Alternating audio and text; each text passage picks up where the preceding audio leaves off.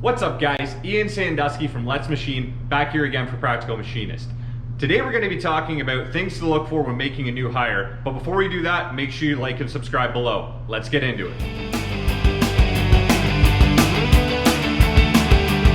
Okay guys, so today we're going to be talking about something that's come up a few times in the comments and something people have asked me about before, and that's things I look for when I'm making a new hire. Now, before we get into the actual qualities and things I look for when I'm hiring somebody, I think it's important to think of when it's time to hire somebody. As all you guys know who work on the floor, we work in automation. That's what we do. The whole point of our job, a little bit when it comes to running CNC machines, is removing the human from the equation as much as possible. In other words, why have one setup followed by another setup followed by another setup when I can set it up 4 setups on the same machine, press a button and walk away for half an hour. Doing things like this make it so that I can run more machines, one person can be more productive, and so on and so forth.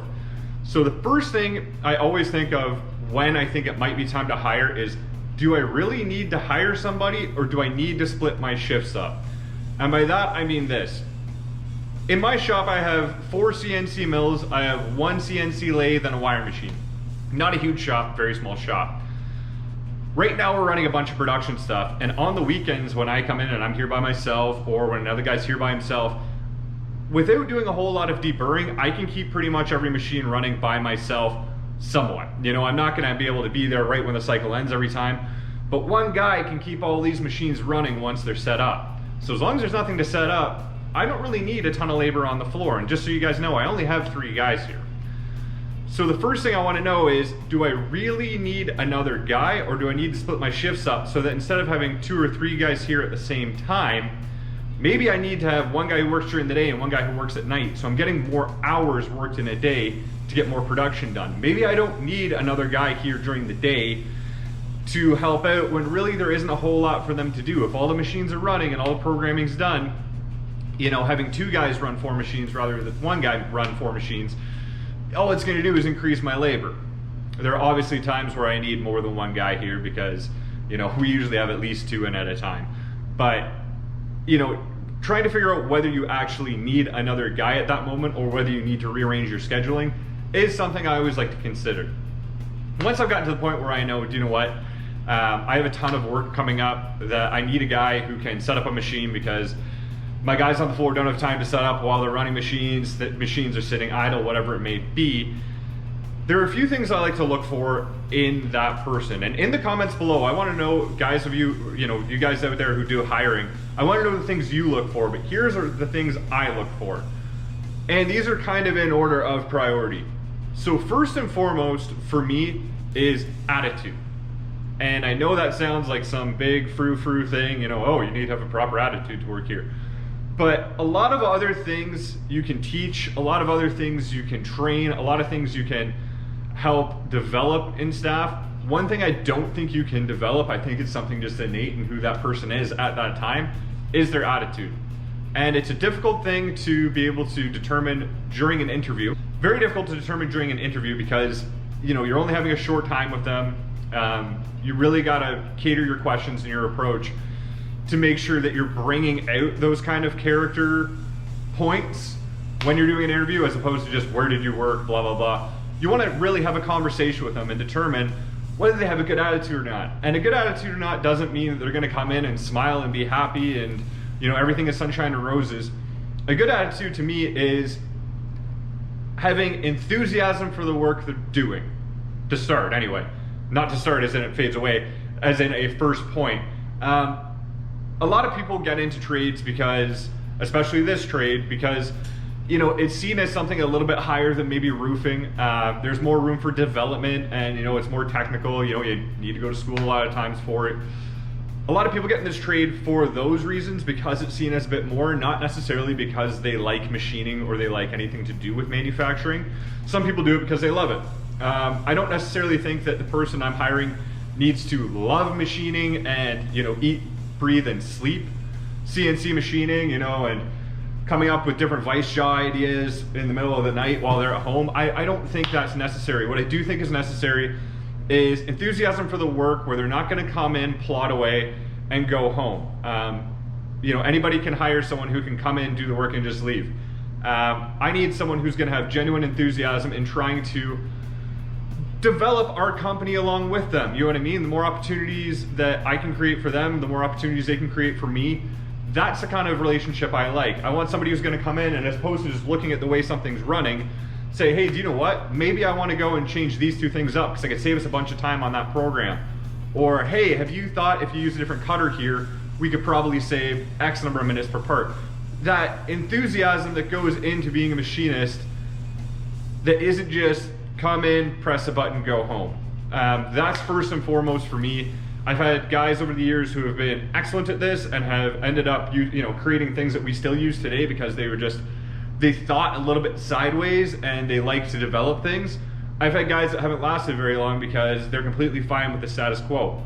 And not everybody needs to come in and change everything right away or want to make changes right away, but it's that constant attitude of wanting to improve and enjoying what they do at least enough that they are not going to be miserable while they're here that I look for first and foremost.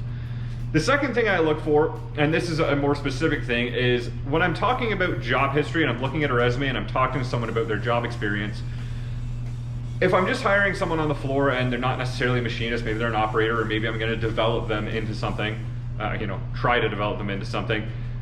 When I'm looking at their work experience, I look for multiple jobs for longer periods. The reason for that is this. I don't want somebody that's been at one company ever. Maybe I do, sometimes I do, but as a general rule, these are all just general rules, I don't want somebody who's been at one company forever, someone like me. The reason for that is that someone who's been at one company has seen one way to do things. Maybe they've seen different things as different guys have come through that shop, but shops, once they have an established way of doing things, an established line of work, tend to stick to that kind of work. A guy coming from a manufacturing plant who does automotive stuff is going to be in for a shock when he goes to a place that does aerospace. Someone who's been at multiple companies is going to bring the largest breadth of experience to your company, I find. They've seen enough things, they've seen different ways of doing things, so they can really help develop your company. But I also don't want somebody who job hops every year. I see tons of resumes like this, guys who have been in the trade for 10 years and have 9 different shops on there. That to me signals, some guys just like to move around and see things, and that's fine. I don't really have room in my kind of programs for that, because if I'm putting money into somebody and I'm trying to develop them and I'm trying to figure out what they know and start to lean on them as an employee, if they're going to leave in a year and a half, all of a sudden I need to go and do this all again and find somebody else. To me, it's just not worth it. The other thing it can indicate is someone with an abrasive personality. These are huge in this business. Egos are very large. Somebody who tends to clash with management or tends to clash with other machinists is going to change jobs a lot. I have no room for that. I cannot deal with it. I don't want to deal with it. I've dealt with it too much in the past. It's a red flag for ego for me, so that for me is pretty much an instant no. And lastly, and this is kind of funny, I guess, a little bit, but the least important thing to me is straight experience. Unless I'm trying to hire a guy who is only set up, or I'm trying to hire specifically a guy to run the lathe or a guy to run the wire machine, I'm not really that particular about experience. I need to obviously fill a role. If I need a guy with experience, I'm going to go for base level of experience. If I need an operator, I'm going to go for obviously less experience. But the level of experience I find can always be trained up. There are very few guys who come in here knowing absolutely everything and can go and just run before they walk, and life is great. No matter what, there's going to be training put into it. And I find some of the guys I've gotten with a lot more experience over guys who maybe seemed a bit more enthusiastic have ended up bringing with them a lot more bad habits and just general things that are accumulated over the experience of getting all that experience. Some are good, some are bad. Sometimes I've regretted hiring the guy with more experience over a guy I could have developed a little bit more with the kind of things we're looking for, as opposed to a guy who's more set in his ways. Experience is obviously critical, like I said, if you're trying to fill a role, but at the end of the day, it is kind of my least important thing I look for below those first two. Because I've got guys who come from roofing, I have guys who come from welding, I have guys who come from farming, and have come and been decent machinists by the time they've left here to go somewhere else, moved away, whatever it's been. I've always found developing people to be a better investment of my time if I'm not trying to hire specifically for a role, than bringing in a guy who is overkill for that role because they get bored and then they want to move on. So anyway, guys, I hope this has been helpful. These are the kind of things I look for when I'm hiring, so I'd like to know what you guys look for, or things that, you know, if you were a hiring manager, you would look for. You don't have to do hiring to answer this question. I just want to know what you guys think. You know, maybe you think that experience is the most important thing and attitude only lasts so long. That's fine. I'd love to hear that opinion, okay? Make sure you guys comment below, and like I said, like and subscribe so you can get more videos from us when they come out. Thank you very much for watching, guys. You have a great day. Take care.